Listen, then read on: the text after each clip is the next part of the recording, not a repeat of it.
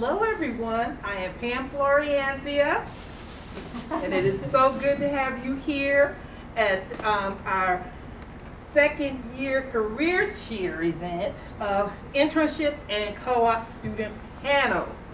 Woohoo! Yes. Woohoo! Yes! So we've got a great afternoon in store for you to ask questions, to hear about the great co-op program we have on campus, and also to hear about our internships.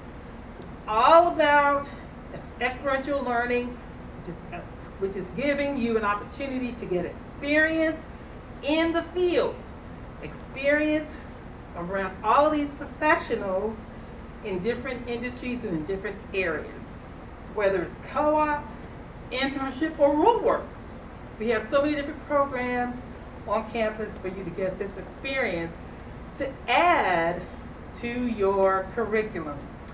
So without further ado, I'm going to introduce all the other staff that's here, as well as the panelists, and then give you an opportunity to ask some questions.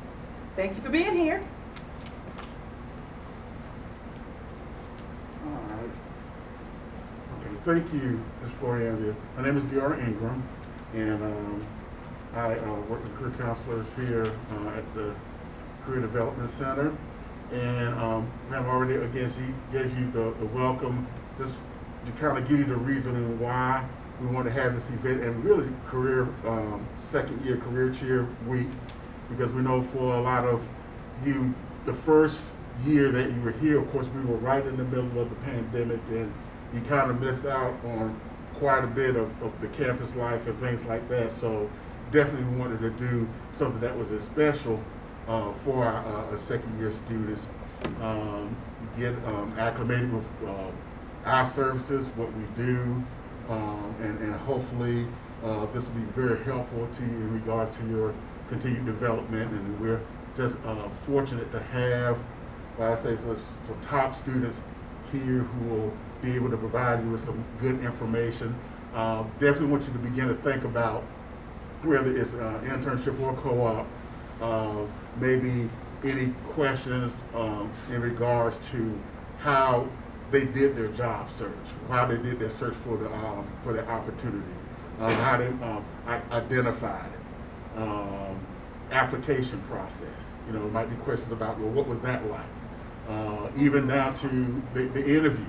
Okay, were there any kind of issues? What were the challenges as far as interviewing for the position, and as well as the position itself? Okay, what did they do on a daily basis? What were some of the accomplishments and the things that they've done? So hopefully that information will provide you with just some food for thought, things that you can take in as you begin to start your search for experiential learning experiences. So with that, we're going to get the ball rolling. We're going to go ahead and I'm going to pass this along to my colleague, Ms. Sarah Wild, who works with students in the College of Humanities and Social Sciences. And she's going to help with the introduction of the panelists, as well as kind of an opening question for each of them. I think you'll find that that's going to be interesting. So. Great.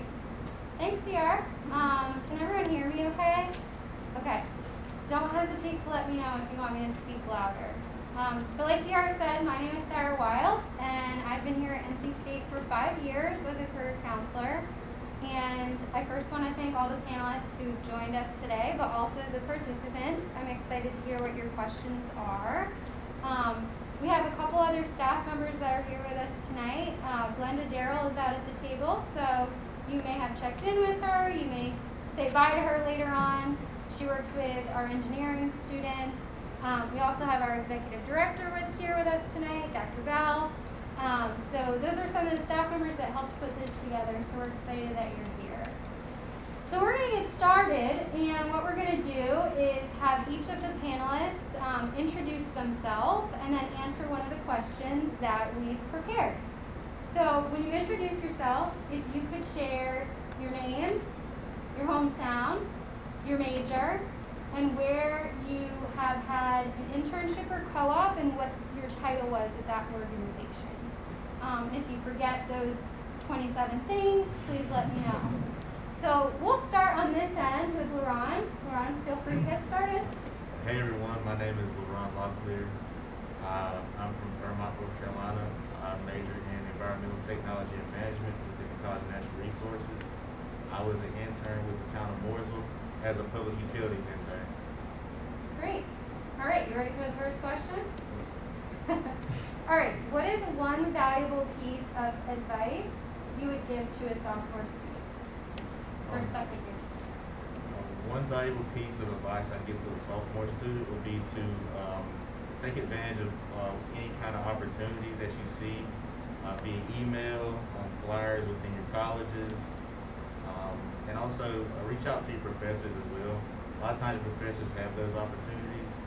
They're just waiting on students to come ask and take advantage of those opportunities.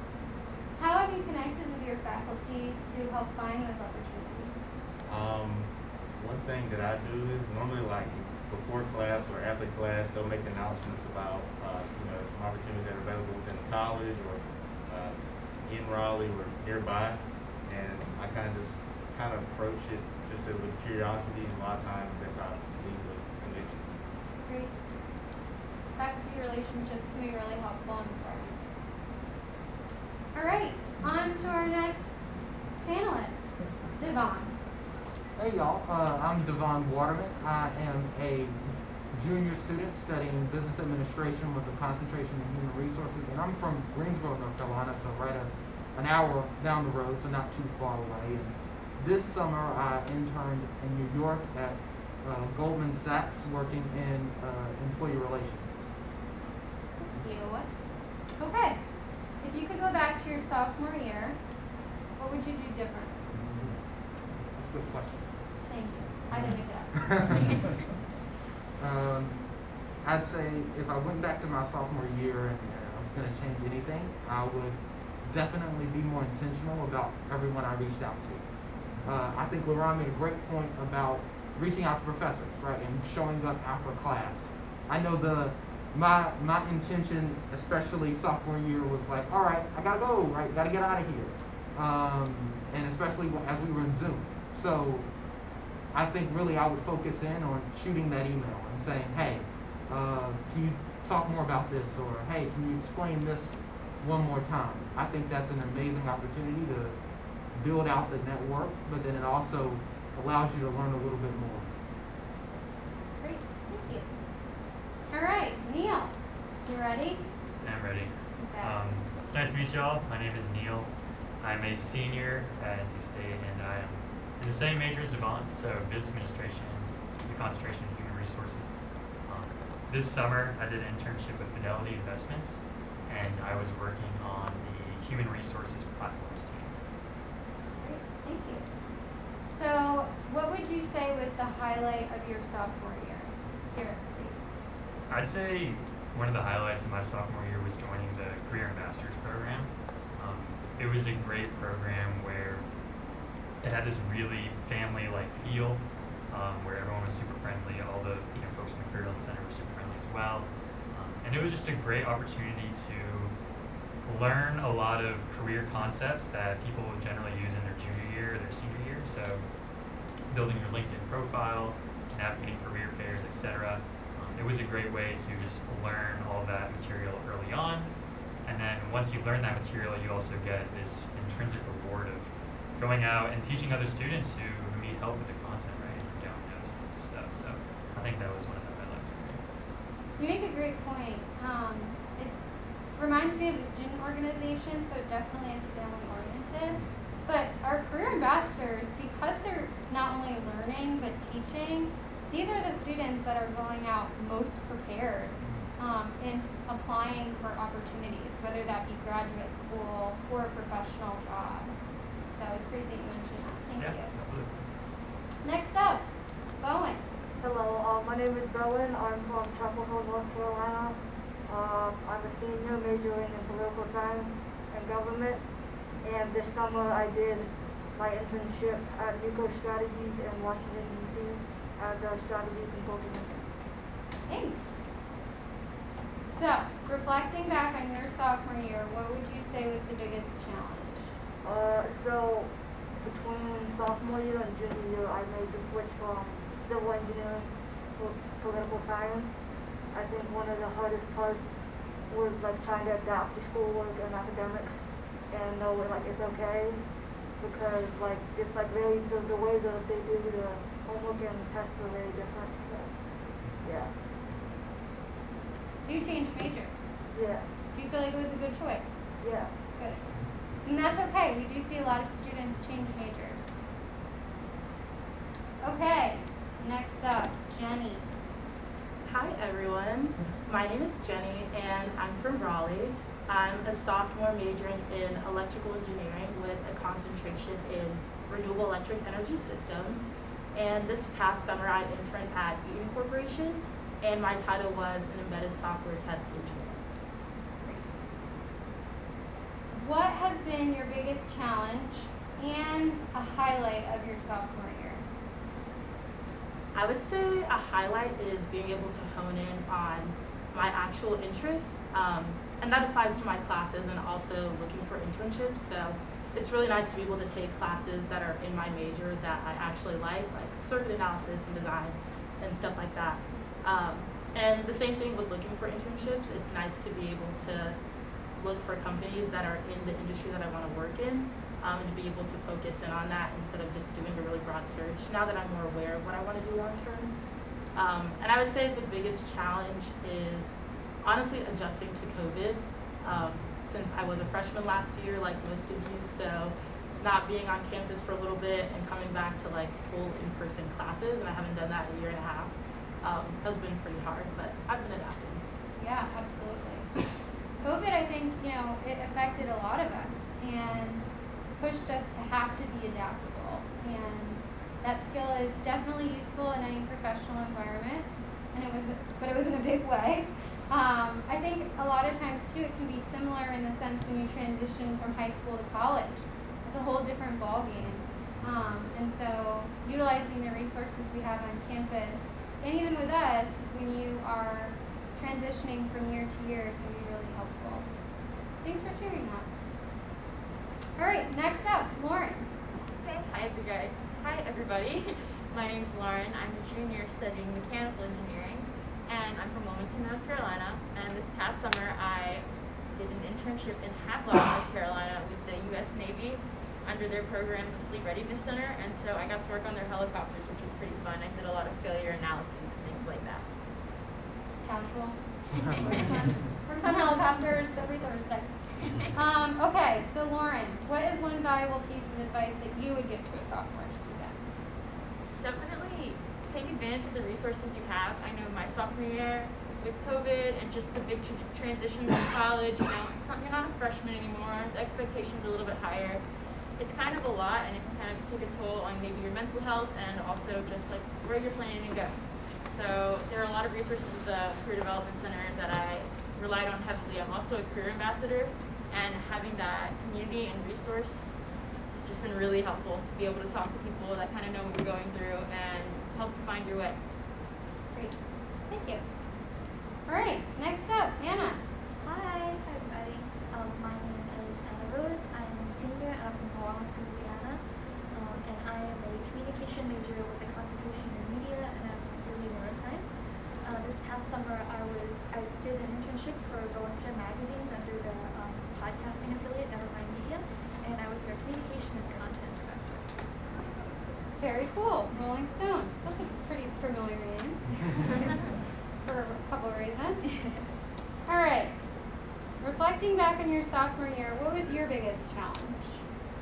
My biggest challenge was, sophomore year was, for me, fall of 2020, so last year. So I don't know if you guys remember that, but we were on campus for about 2 or 3 weeks before we were all sent home. I think it was 8 days.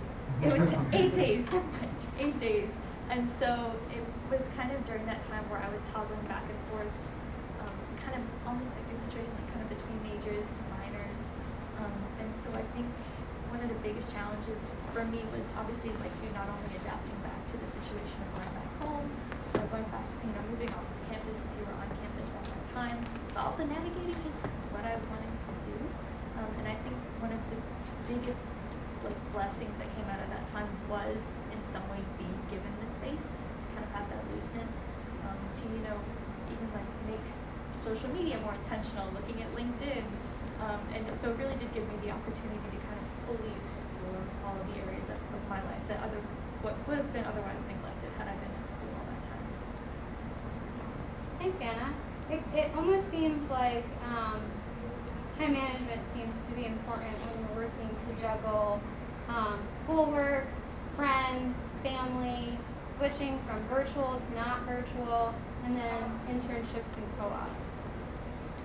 All right, next up, Cameron. So hey everybody, my name is Cameron. I'm from North Carolina. I'm a fifth year senior, so I'm a bit removed from my sophomore year. But I've done a co-op. My co-op is actually split between two different companies because of the pandemic. So my first two rotations of my co-op was full-time mobile, working in the oil refinery, doing project engineering. And then my last rotation of my co-op was an Eastern chemical company, actually in procurement, so a business role, again, due to the pandemic. Great, thanks. That's pretty unique, two different companies. All right, so what would you say was your biggest challenge your sophomore year? I would say that my biggest challenge my sophomore year was adjusting to different coursework, finally diving into my first year of engineering school, or my engineering major, that kind of difficulty that comes with that, and really adjusting that. I failed my first test my sophomore year, but I was still able to recover and kind of go over the learning curve that came with that. So really adjusting there, how I study, how serious I took class, what the professors taught, how teams were up, and all that. So really upping the workload was my biggest challenge to start with. I really like that you mentioned that. I know you said you failed like a first test, but you talked about the ways in which you employed to do better on the next test, your next steps. And a lot of times we can run into roadblocks that happens. You know, I remember when I was in college, I took a class, and I actually saw this on my Facebook today from years ago. I got a 37 on my first test in that class. A year later, I was the teaching assistant for that class. So sometimes we can run into those hurdles, whether it's about our major or maybe we interview with an opportunity and it doesn't go great, and figuring out a way to continue and move forward, to always keep going. Thank you. And I'll share something with that too. It's all about resilience, you know, and being able to keep going. And employers look at that. So just because you don't despise the small beginning. It's not how quickly or how, you know, not how, you might not get there like everyone else, but you'll get there. So we just need for you to keep going. And so that's pretty much what Cam is saying. He kept going. And he got an opportunity to do 2 co-op opportunities because the first employer was affected by COVID. So, you know, we understand those types of things, and we will work with you in the co-op program. So that's a testament of how we were like, don't worry, because that wasn't his fault. Okay? So a lot of programs, we'll work with you. We'll work with you. Just communicate. Communication is always key. Employers would ask questions where you have to talk about different challenges or times where things didn't work out, and they want to know, well, what did you do about it? What did you learn from it? You know, and oftentimes that gives them some good, valuable information, so they know what Ms. Flores was talking about as far as resilience. You know, you'll be able to give a good example of how you were able to utilize that. So, yeah. All right, my friend on the end. Hi everyone, I'm Isaiah Coleman. I'm a 4th year student at NC State studying civil engineering with a focus in structures. I'm from Burlington, North Carolina, and I just completed my third co-op rotation this summer at American Tower, where I was structural engineer. Great, thanks Isaiah. For educational purposes, can you share what you mean by your third rotation, the rotation? Yes, absolutely. So with the co-op program, so the difference between the co-op program and the internship program is that with the co-op program, you're when you go for an interview with the co-op program, you're looking to basically do 3 separate internships with the company. The way it works is essentially your first rotation, you will work full time with the company, you won't do classes, and that'll be during one of your semesters. So essentially my my experience was a little bit different just because my first rotation was spring of 2020, which was, when COVID got bad. And so that was my first rotation, so I was like half in the office. And then we kind of like pivoted to like the remote work. So kind of seeing that was like kind of interesting, seeing how like a professional company actually like managed that. Was kind of interesting to see. But so my rotation, I worked at the company full time in the spring, and then I went back to take classes in the summer, and then I went back to the company in the fall and worked full time again. And so essentially you do that kind of switching back and forth between classes and workload 3 different times until you have 1 year of experience with the company, and that's technically your completion of the co-op program itself.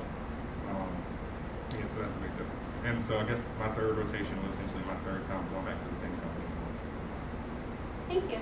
Ken, was there anything else you wanted to add to that too? Well, and each time you go back, we're expecting you to get more responsibility. So each time they've gone back, the employers will sometimes be like, Ken, man, I was looking for you.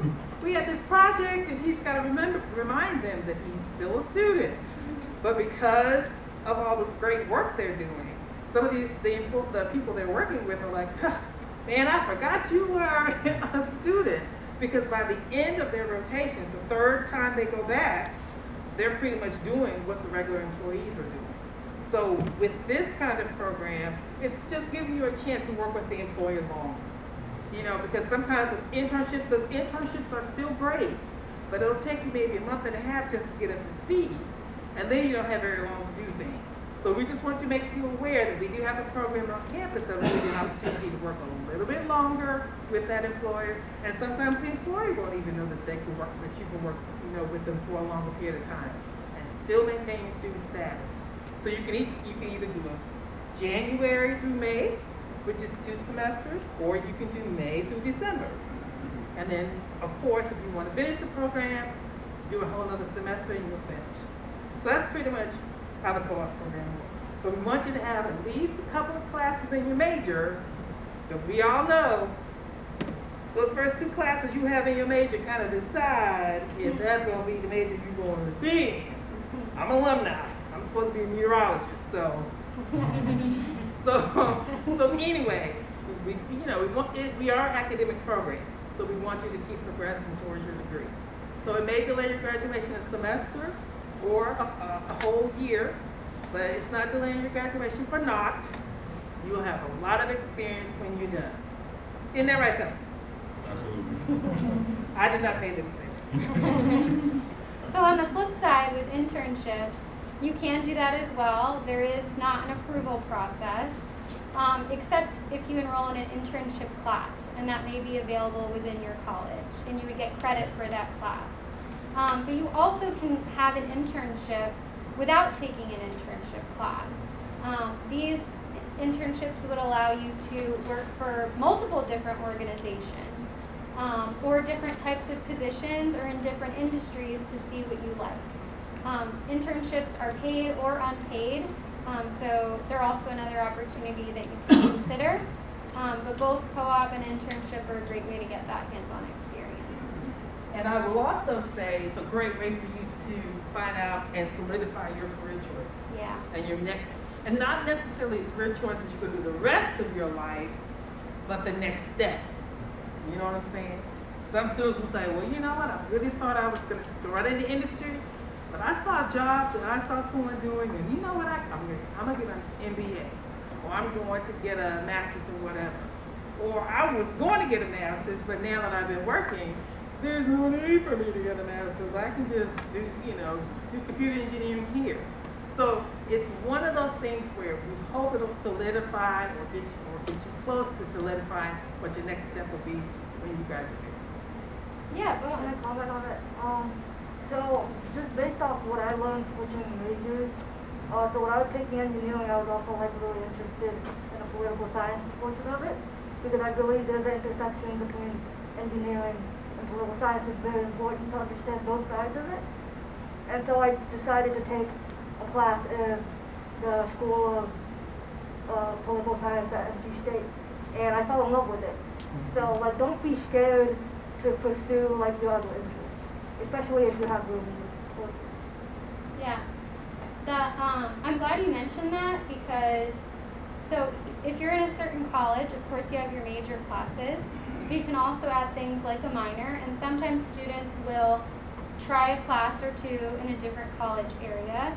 And if you're interested in doing that, it's great to connect with your academic advisor. You see them at least once a semester anyway, and they can talk you through when you might be able to take that class, will it fit in your schedule, also if there's any prerequisites for the class that you need to take first.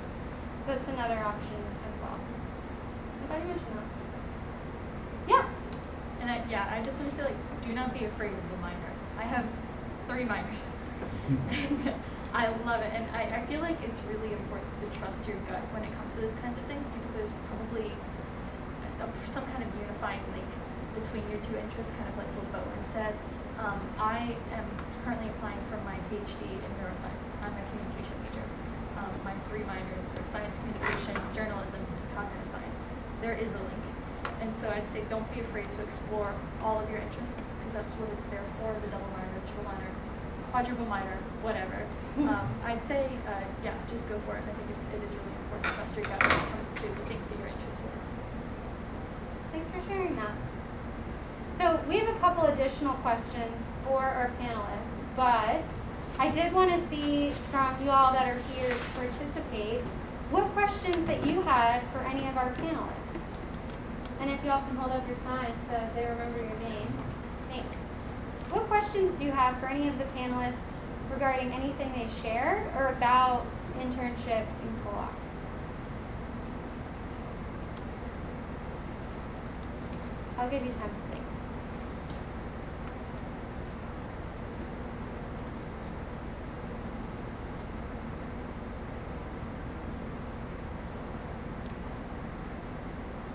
Any concerns?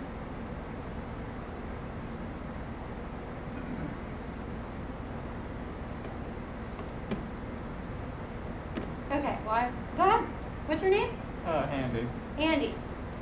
This isn't to anyone in particular, but how did you all decide whether or not to do a co-op versus an internship?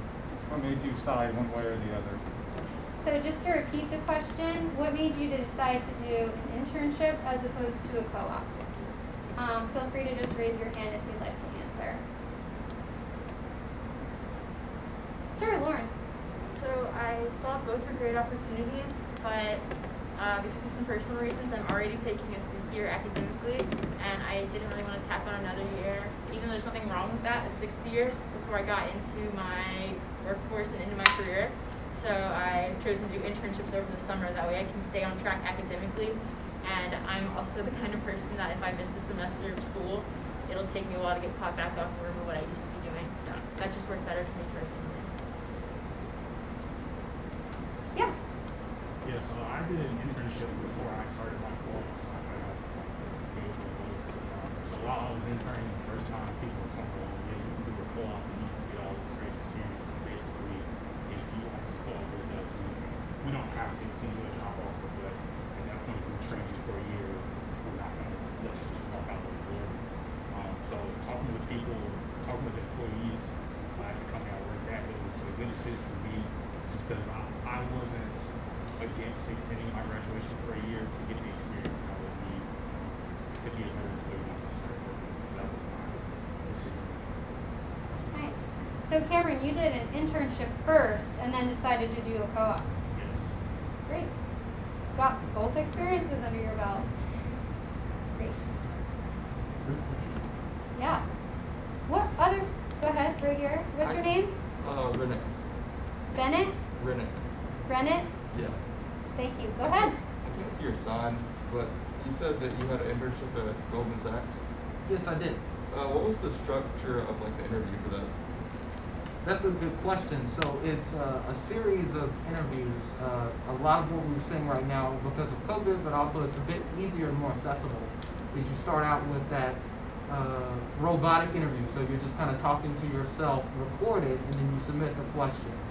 And then from there, I moved on to the next, level up, right? So I talked to a recruiter one-on-one to really find out more about the position, but then for them to also find out more about me. But then the thing that makes financial services, which is where Goldman Sachs is kind of in business, famous is they have a super day.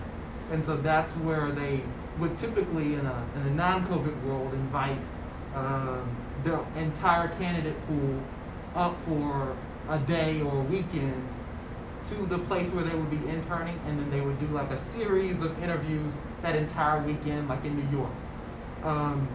But because we were in COVID when I was applying, and still in COVID now, they are doing virtual. So it was that same setup. I met the other candidates that I was interviewing in the position for, and we had conversations in the Zoom breakout room, so we got to talk about our anxiety about the interview process while we were about to jump into the next interview with with some team members. But that process that's how it typically followed, and the questions were the standard kind of behavioral questions. They also asked, like, walk me through your resume. So things like that, really to get to know you, but then also to find out why did you want to work in financial services, and then in my case specifically for Goldman Sachs. Does that answer the question? Yeah. Awesome. Thank you. Great question. We had another question in the front.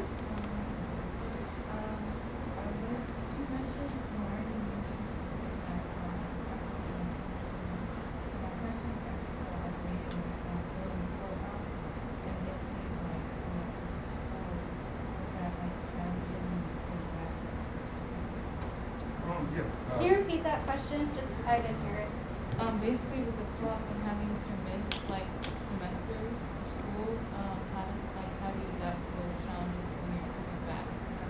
Okay, so when you're switching from co-op to back to school, how do you manage the challenges of doing that? Okay, great. Thanks. That's actually a really good question. I would say the most challenging part for me was kind of like reverting my mind back to, okay, I'm in school, and it's not like a traditional like work schedule where, you know, when you're working, you can go to work from 9 to 5 or how long you're working, and then when you're off, you know. But then like kind of retraining my brain as to think like, okay, I went to class, but now classes over, I have to study. And so kind of retraining your mind to the point where you're back in school mode is tough, but and also you kind of have to think about like, you know, you're making money and then you're not making money because you're back in school. So that was also kind of tough. But that's something also to think about. But you know, the biggest challenge, it's tough to kind of revert your thinking back. But that's why I kind of like lean back to say like building your study groups and like making your friends now is pretty important. You know, before you like go off to internship, because when you're on co-op and working, your friends are going to be taking the classes that you will be taking them. And so kind of being able to come back to classes and lean on them as a resource to kind of say, hey, are you able to study with me or help me with this course? You know, because most of your friends that you would have studied with before have already taken the courses. So for me personally, I kind of like leaned on my friends that I had in my major, and they kind of helped me get back into my groove of studying, learning how to study again, and you know, get back into the mindset of, okay, I have to do schoolwork on the weekends or things of that nature. Thanks. What other questions do we have for our panelists?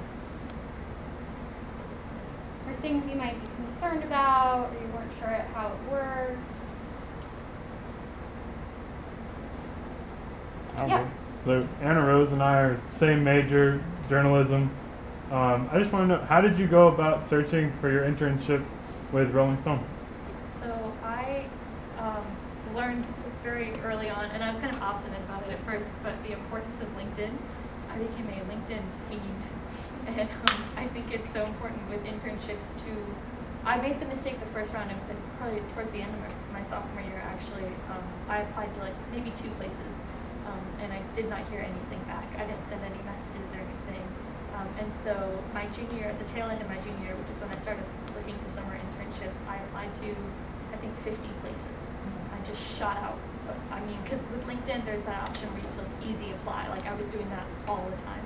And so I think it's really important for when you're applying for internships to just really, really, again, that theme of resilience, apply to a ton of places. And I found it just from, I sent out personalized messages as well. I didn't really even network with people. There were some people higher up that I'd never spoken to. I spoke to someone at Disney just because I sent them a message and said, you know, are you guys accepting applications right now? Is there anybody you know? And that's how I got through to Rolling Stone. And I think another really important part of the application process as well, and this is something that I had a female professor tell me, was apply anyway. Because I think especially for a lot of female applicants, we look at some of the requirements for the job and we pass it by because we think, oh, well, I don't know how to do that, or, I'm not familiar with that yet. Apply anyway. Apply to places that you think might not ever accept you. I didn't think I'd ever get in with Rolling Stone because there were so many things that I didn't meet as far as their requirements. But I just think be gutsy about it. Like, and I hate to use the word shameless, but just go for it. So that's it. I was just thinking of something to say, but now I forgot it. Oh, I used to say, let an employer cut you out of the process. Don't cut yourself out of the process. We had another question? You mentioned that the co-ops are paid. Would you be paid like as a regular employee, or would you just paid like as Okay, so for in co-op, are you paid as a regular employee or as a student employee? Either a panelist can answer, yep, or Pam, or both. Oh. I would say it depends on the job, personally. A lot of companies, once you go to like a co-op per session, the jobs on EPAC will open up for co-ops, with openings and things of that nature.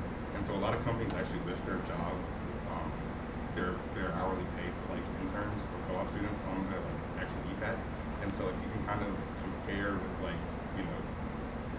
Indeed and things of that nature. But also I would say don't be afraid to speak to like employers, especially like in my workplace, there were a lot of young adults where I was working. So it was easy for me to kind of talk to them about things of that nature and things like full-time opportunities and things of that nature. And like the pay is like fairly similar. I'm not sure if I'm allowed to say that, but it is. So yeah, I would say it fairly is for most places. But I would also say don't be afraid to ask your peers that you're working with, especially if you can kind of like build those relationships with them and you can kind of trust them on a level where you can like ask them questions. Nice. So they are hourly rates. That's what they are, the hourly rates. So, right now the average hourly rate is anywhere from $16 to $20 an hour, in between there, some companies are smaller, so, they may have some larger companies. But the opportunities for co-op have to be paid. They have to be paid opportunities. But I would look at the experience. Yeah. Look at the experience. Yeah, that's something to mention, Pam. So say you do an internship. So sometimes government organizations or nonprofits, because of their size or because of their budget, they'll offer course credit instead. It's okay if the opportunity is paid or unpaid. It's experience that matters, and employers have hired full-time staff that were never paid during their internship. Some of them were paid the whole time they had internships. So don't worry if it was paid or unpaid. You don't even need to designate that on your resume. They're looking at the experience and the skills that you developed. So can I jump in there? Yeah, go ahead, Don. Actually, my first internship I had was right when COVID started and they rescinded the offer. And so I was so hurt, right? And I was like, oh my goodness, I'm unemployed now, right? Like, what is going on? And I was waiting around, and one of the places I had interviewed had also kind of told me that they were no longer doing the internship. Well, I followed back up with the person I interviewed with, and I said, hey, I'm going to be in my hometown of Greensboro this summer anyway. Is there a chance that you would let me work unpaid? Right, I'll just come in for 10 to 15 hours a week and learn something about HR and what you're doing at your company. And I did that for, I would say, a month. And they were then like, oh my goodness, we really enjoyed having you and we appreciated the fact that you took the initiative to reach out. So then they offered me an internship for the fall so I could work during the school year, and also paid me a bonus. So yeah, they offered me a bonus that they didn't have to do for working during that time. So I did get paid. And that was a special kind of situation, but it was super nice to to start out unpaid and then transition over to paid, not really expecting it. So you never know what opportunities will come up of you just putting yourself in the space.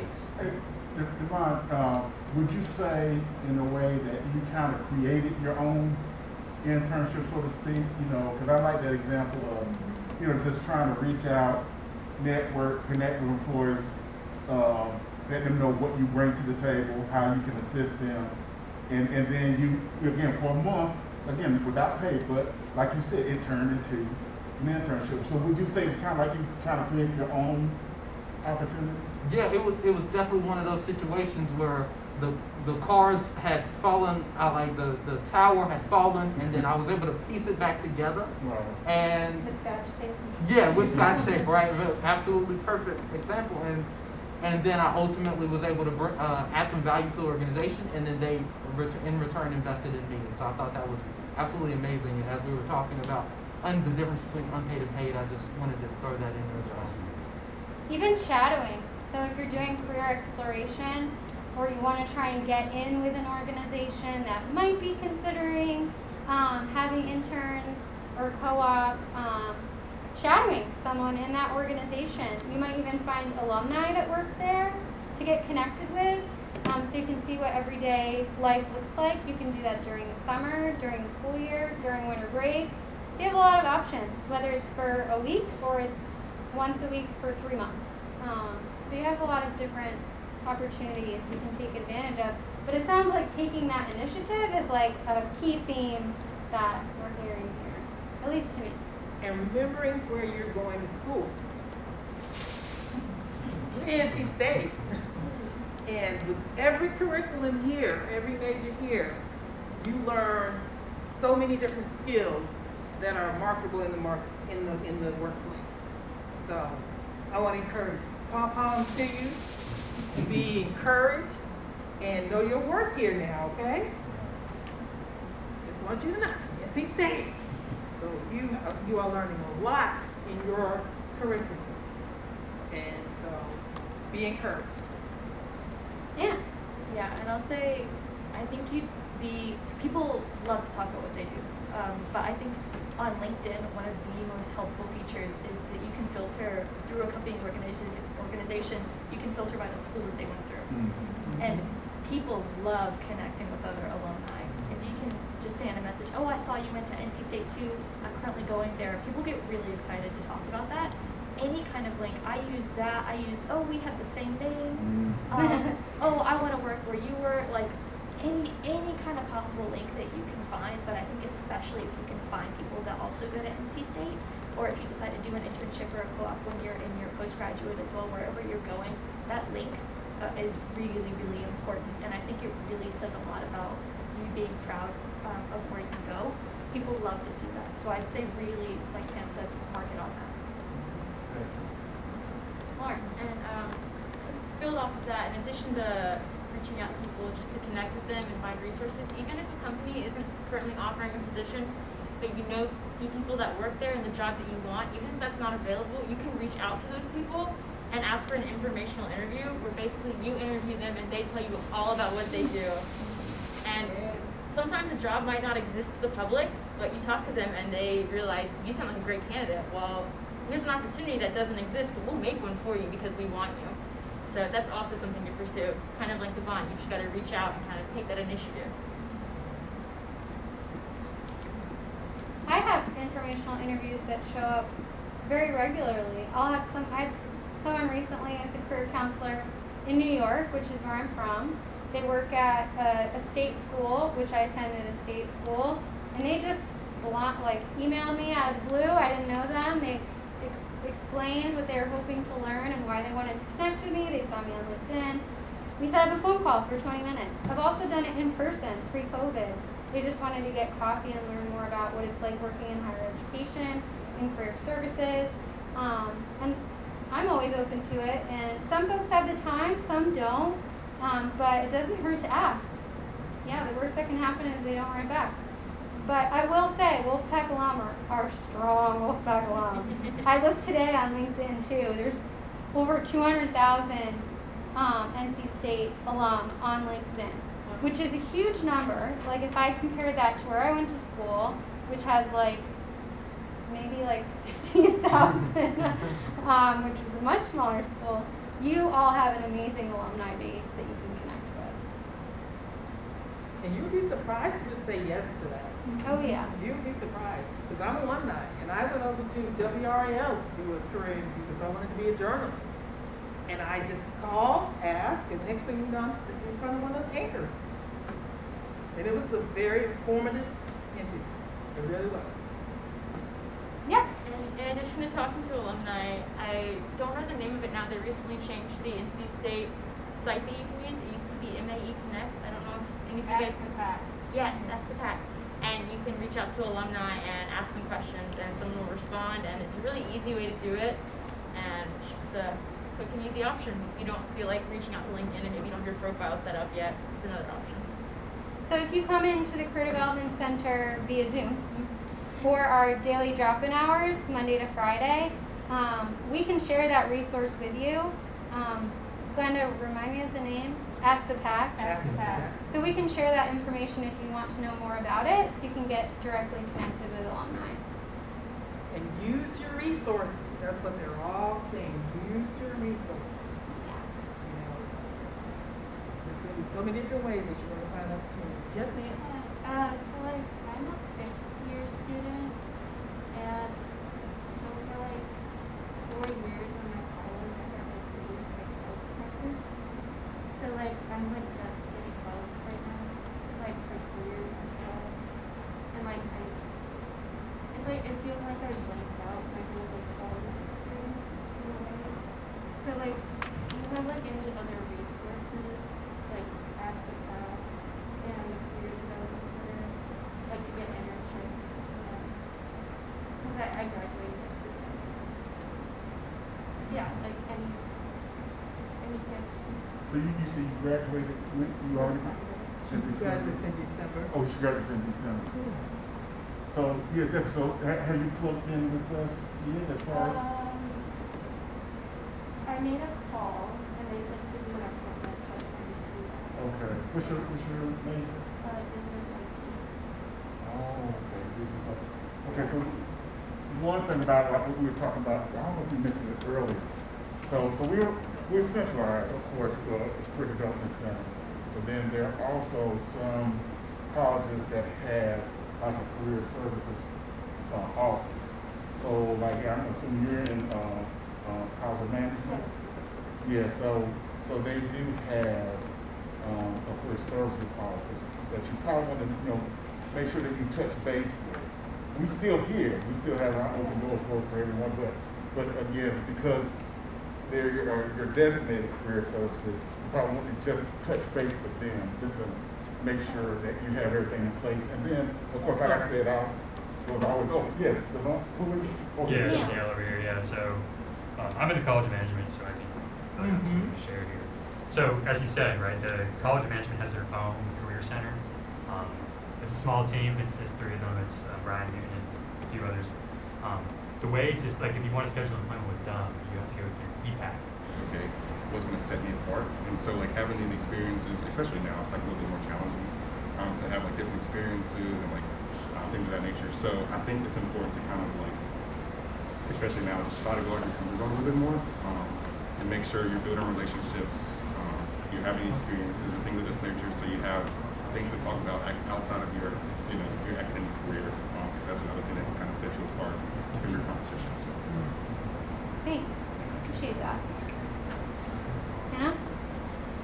Ask about company culture. It's really important to, and they'll, some places will add like nice little sweet little words, because they're not going to say like, oh, we have horrible company culture. They're not going to say that. But in my last interview process, I had about 2 or 3 different offers, and one of them I asked about company culture, and in the interview I remember they said, oh, we're super open. We talk about everything. And I was like, nah. And they, it's like we expect full enthusiasm from all of our employees. They said that, and I was turned off by that because they talk about everything can be code for, oh, we gossip about everyone. And so I think it's really important to ask and just to see what they say. You don't have to have any kind of reaction to whatever they say, but I do think it is important to kind of decipher what they're saying as well, but to firstly just ask, what's your employee culture like? I think that's really important. Does anyone else have suggestions on types of questions you might want to ask in an interview? I was thought about a really good one, and every time I use it, the interviewer is always like, wow, I've never heard that one before. But one question I like to ask is, for this position, how would you define success?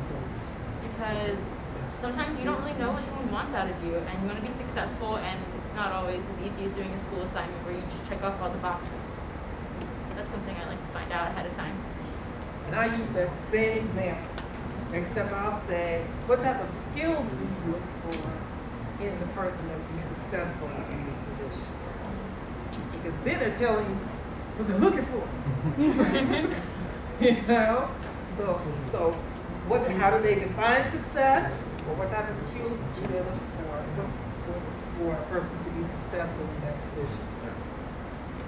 Absolutely. I would say a question that I asked in my previous interview for the internship I asked, what did a typical day look like? Yes. Because ultimately what a typical day looks like that an intern does, that's what kind of skills and pretty much the experience that you're gaining at an internship. Good question. What does your everyday look like? Bowen. So I ask sometimes like this would be like a character question just to find out a little bit more about the company. Sometimes I'll ask, if you had unlimited amounts of money, where would that money go towards? Ooh. Good question. Because where people put their money, you can see their values. That's a great question, Bowen. Did everyone hear it? Jenny? Kind of going off of what was just mentioned, I always ask what current projects the company is working on, because that's most likely what you're going to be working on in an internship. So I just ask that for like an update on the type of stuff that's going on. Y'all, they're dropping gems right now. I'm taking notes.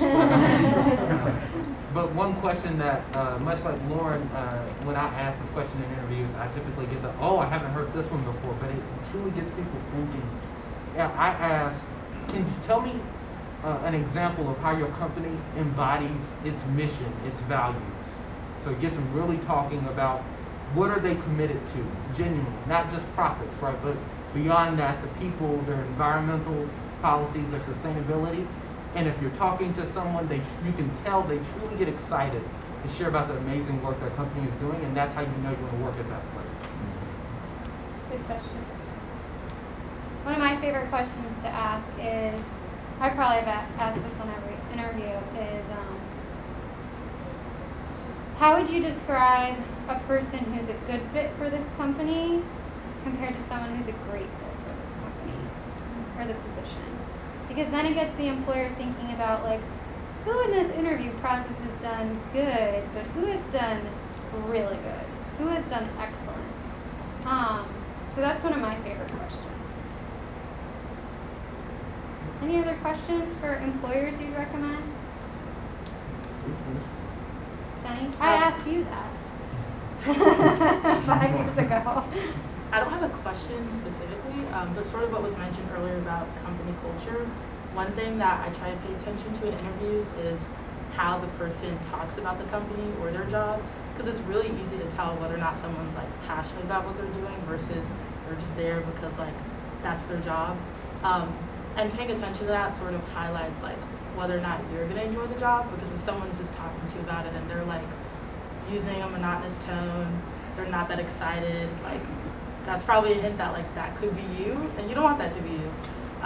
So I always look out for whether or not the person interviewing me or talking to me about the company like genuinely likes what they're doing and is like thrilled to explain what they're doing to me. Yeah, on the end. Yeah, just kind of like to piggyback on what Jenny just mentioned, like I would say, I guess it's a little bit more challenging now with like a lot of interviews being done like on Zoom. But like when it does kind of revert to like the interview in person, I would say be observant of like the workplace. I remember when I went to interview, it was like October, like it was around like this time, and I went to the office and there were like fake webs and like spiders and things all around the office, and like it was just like, the Halloween game, Oh, It was a whole meeting. They just don't see their office. Fake, you know. So they were like, themey, and so that was something that caught my attention. And like, in my interview process, it was 2 women and a gentleman as well, and that's pretty like rare for like an engineering field. So like it's just kind of like these like unspoken things that you can kind of pick up on during interviews, in your time in the office that should be like kind of like key points to kind of like know if that's a workplace where you think you would thrive versus somewhere you don't think you would want to work. Love that. Thanks, Isaiah and Jenny, for your comments. But the key is to get started. And you've already taken that first step by coming to this panel today. You got some information today. A lot of these students should have taken advantage of, but they didn't, but you did. So we're hoping that you've got some great takeaways, and your next step is to get this party started. Go find your career centers, whether it's a career development center or a center in your actual departments. Make appointments. Get on EPAC. If I can figure it out, let me tell you. It seems daunting, but once you get in there, you really start figuring it out. But just get started. Now, sometimes that is the toughest part. And don't take the rejections personal. You just missed out on a great employee. That's that too. You just missed out on a great employee. So just get started. I just want to piggyback off of like not taking rejections personally. I think that's like really important because I remember like when I was like interviewing for positions, I went to like the career fair and like I was talking, like I'm a bubbly person when I talk, and so like when I'm talking to somebody, like it goes well. And I had an employer specifically tell me to like apply, like go on the website and apply, and then like I applied and never heard back. I was like, you just told me to apply. But so I mean like I would say like don't be afraid of rejection. Like certainly like apply. Because I mean even if you think it went well and they thought it went well, you still may never get back. And even if you thought it didn't go well, you still may get back. So I mean just like apply, and don't be afraid of rejection. Keep it moving. You just need the one. That's right. That's it. I tell people that all the time. All we need is one. Yes. And that'll open the door for a lot of things. And real quick, when they were talking about, of course, we're interviewing, biggest thing is also don't wait until you have a scheduled real interview before you start preparing. Just start well in advance. I tell students all the time, preparation and practice is the key. And knowing about the company and good concrete examples. Some good examples that that employee can keep in mind. So all the different things, your skills that you have, even with the behavioral interviews, that forces you to give a good example of what you've accomplished. So take the time to practice that. Take the time to prepare. Think about good examples like, what's your strength?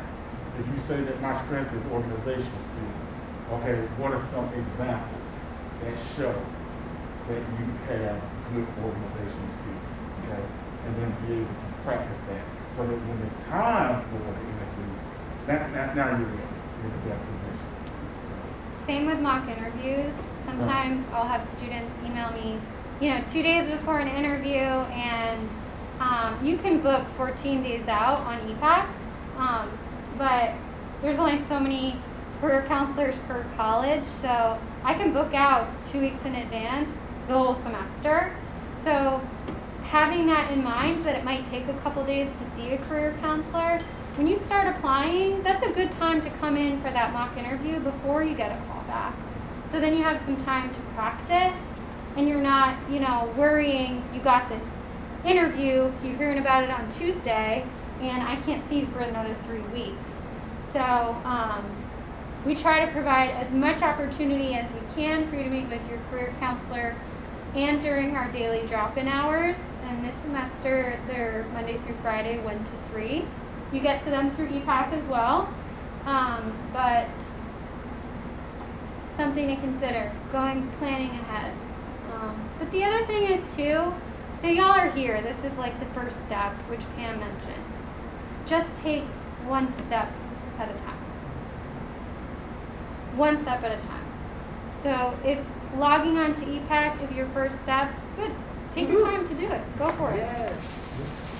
if a resume is your first step, whether you have one or you don't, once you get that resume done and it's critiqued and it's like employer ready, looking great, I promise you, you'll be like, I am ready for LinkedIn, going to cover letter. Like, you'll feel more in control because you've already accomplished something that's really important. But just don't look at it as a mountain. It's literally just one step at a time.